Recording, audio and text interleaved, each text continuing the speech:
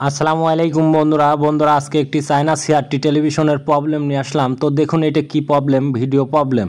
তো দেখুন বন্ধুরা, এই ভিডিওটি কিন্তু অনেক গুরুত্বপূর্ণ, অনেকেই জানেন না। তো আমরা টেলিভিশনের পিছন সাইডে চলে যাব। দেখুন, তো পিছন সাইডে চলে গেছি। তো আমি ভোল্টেজগুলো স্টেপ বাই স্টেপ মেপে মেজারমেন্ট করে আপনাদেরকে দেখাবো। বন্ধুরা দেখুন আমরা কিভাবে কাজ করি, কিভাবে করলে ভালো হয়। দেখুন B plus voltage, 100 plus voltage বন্ধুরা। তো আমরা হাই ভোল্টেজ হচ্ছে কিনা, হাই ভোল্টেজ হচ্ছে 180 ভোল্ট আছে কিনা সেটাও দেখব। 170 ভোল্ট কিন্তু আমরা পেয়েছি, তাহলে আমাদের এই সার্কিটটাতে কোনো কিন্তু ট্রাবল কিন্তু নেই। তো আমরা সেক্ষেত্রে বেসবোর্ডে চলে যাব। বেসবোর্ডের কী অবস্থা, লোড নিচ্ছে কিনা, ভিডিও ফাংশনে যে 3টা ক্যাথোড ভোল্টেজ থাকে ওখানে লোড আছে কিনা সেটা দেখব। বন্ধুরা লোড কিন্তু নেই। দেখুন 170 ভোল্ট, 70 ভোল্টই আছে। দেখুন 170 ভোল্ট, এখানেও 3টা ক্যাথোড ভোল্টেজই কিন্তু 170 ভোল্ট। লোড কিন্তু নিচ্ছে না কোনোটাই। তো এই সমস্যাটা কোথার থেকে হয়, কী কারণে হয়, আমি বিস্তারিত সেটটিতে কাজ করে দেখাবো, তাহলে বুঝতে পারবেন। তো দেখুন বন্ধুরা, 3টা ক্যাথোড ভোল্টেজই কিন্তু 170 ভোল্ট দেখাচ্ছে, একটু কম বেশিও নেই। তো আমাদের বেসবোর্ডে আগে যাওয়ার আগে অবশ্যই 3টা যে ক্যাথোড ভোল্টেজ যায় এখান থেকে, আইসির থেকে, সেটা আগে মাপবো। তো দেখুন বন্ধুরা, একেরও কম ভোল্টেজ, এখানে কিন্তু 1.5 থেকে 2 ভোল্ট থাকতে হবে। এই যে এখানে কিন্তু 1.5 থেকে 2 ভোল্ট থাকতে হবে। তো কেন আমাদের এখানে ভোল্টেজটি কম, কি কারণে, কি আসার বিষয় আমি বিস্তারিত। এবিএল ভোল্টেজ এবং এএফসি ভোল্টেজ, এএফসি ভোল্টেজ কিন্তু অনেক গুরুত্বপূর্ণ একটি ভোল্টেজ, যারা অনেকেই জানেন না।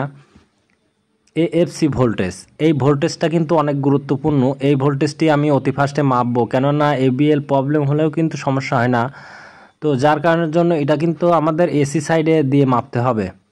তো দেখুন বন্ধুরা, এএফসি ভোল্টেজ কিন্তু 5 ভোল্ট এখান থেকে পাস হয়ে এখানে গেছে। দেখুন আমাদের এখানে পিএফ এর মাধ্যমে কিন্তু পাস হয়েছে, অথচ কিন্তু এই সাইডে কিন্তু আছে, এই সাইডে কিন্তু পাচ্ছি না বন্ধুরা। এখান থেকে ধরে আমরা কোথায় যাব, এখান থেকে এখানে একটি ডায়োড আছে, কাচের ডায়োড।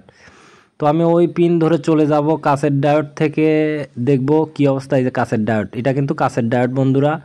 এখানে কিন্তু এফসি ভোল্টেজের একটি কাচের ডায়োড থাকে। দেখুন আমরা মিটারটিতে ধরার সঙ্গে সঙ্গে এই যে দেখুন ভোল্টেজ কিন্তু ব্যাকে যাচ্ছে। তো মূলত এই সমস্যাটি হয় কিন্তু এই একটি কাচের ডায়োডের জন্য। তো মূলত দেখব আমরা কাজটি কিভাবে করব এবং কি কারণে এই সমস্যাটি হয়, বিস্তারিত আমি আপনাদেরকে দেখাচ্ছি। দেখুন, তো আমি এটা ওপেন করে নেব। অনেকেই আইসির প্রবলেম ভাবেন, কিন্তু আসলে না, এটা ভুল ধারণা। দেখুন আমি এই ডায়োডটি মাপলেই সব কিছু বের হয়ে যাবে। তো দেখুন বন্ধুরা, ডায়োডটি কিন্তু শর্ট দেখাচ্ছে। দেখুন একদম শর্ট দেখাচ্ছে। দেখুন দুই সাইডেই কিন্তু শর্ট।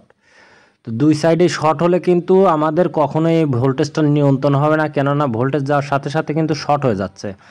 এর কারণে কিন্তু আপনার আইসিটাও কিন্তু নষ্ট হতে পারে।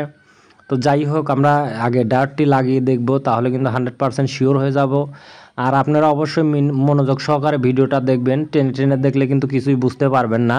তো আমি দেখুন এই ডায়োডটি কিন্তু এই যে খুলে নিয়েছি, এখন একদম সামনে খোলার পরে মেপে দেখাবো, তাহলে আপনারা নিশ্চিত বুঝতে পারবেন। তো দেখুন বন্ধুরা, একদম শর্ট, উল্টা সাইডে নিয়েছি, একদম শর্ট দেখাচ্ছে। এই যে এখন সিধা সাইডে নেব, সিধা সাইডেও কিন্তু শর্ট। তো এই শর্টটি কিসের জন্য হয়েছে দেখেন বন্ধুরা। তো এই শর্টটি হওয়ার ফলে কিন্তু আমাদের ভিডিওটা পাচ্ছি না।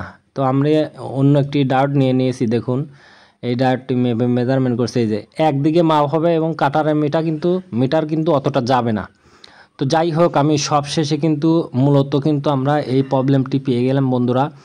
তো এই সমস্যার জন্য কি কি প্রবলেম হয় আপনারা নিজেও ফেস করলেন। তো আমরা এখন এটা লাগাবো, লাগানোর পরে রেজাল্টটি কি হয় আমি দেখব, দেখার পরে কিন্তু 100% শিওর হয়ে যাব বন্ধুরা। আর আমার এই ভিডিওটি ভালো লাগলে চ্যানেলটি সাবস্ক্রাইব করে সাথেই থাকবেন, নতুন নতুন ভিডিও পাওয়ার জন্য আমি নিয়মিত ভিডিও দেওয়ার চেষ্টা করে থাকি। তো দেখুন বন্ধুরা, আমি কিন্তু এখন ঝালাইটি দিয়ে নেব। ঝালাইটি দেওয়ার পর আমরা ভোল্টেজটি নিয়ন্ত্রণ করব, ঠিক আছে কি না, কোনো প্রবলেম আছে কি না সেটাও দেখব। তো আমি কিন্তু ঝালাইটি দিয়ে নিয়েছি বন্ধুরা। তো এই সমস্যার জন্য কিন্তু অনেক ধরনের প্রবলেম ফেস করতে হয়। তো এখন আমি ভোল্টেজটি মেজারমেন্ট করে দেখব। আর আপনারা অবশ্যই মনোযোগ সহকারে ভিডিওটা দেখবেন। আমাদের যে ভোল্টেজটি ট্রাবল ছিল, সেই ক্ষেত্রে আমরা সেই ভোল্টেজটাই দেখব। তো দেখুন বন্ধুরা, আমরা কিন্তু এখন ভোল্টেজটি একদম ক্লিয়ারলি দেখব।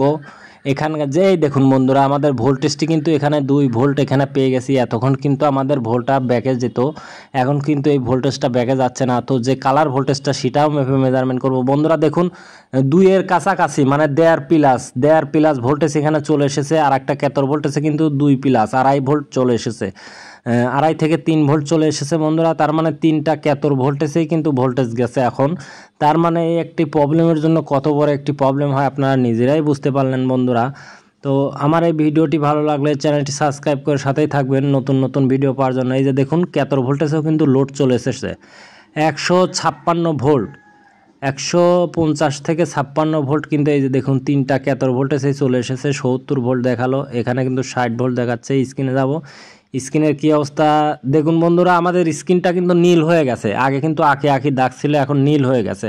তো যাই হোক আমি অটো সার্চটি দিয়ে নেবো বন্ধুরা। অটো সার্চটি দিয়ে নিয়ে এই যে বন্ধুরা দেখুন সেট ইজ ওকে হয়ে গেছে বন্ধুরা, কোনো ধরনের কোনো ট্রাবল নেই। আমার এই ভিডিওটি ভালো লাগলে চ্যানেলটি সাবস্ক্রাইব করে সাথে থাকবেন বন্ধুরা। আজকের মতো বিদায় নিচ্ছি, ভালো থাকবেন, আল্লাহ হাফেজ।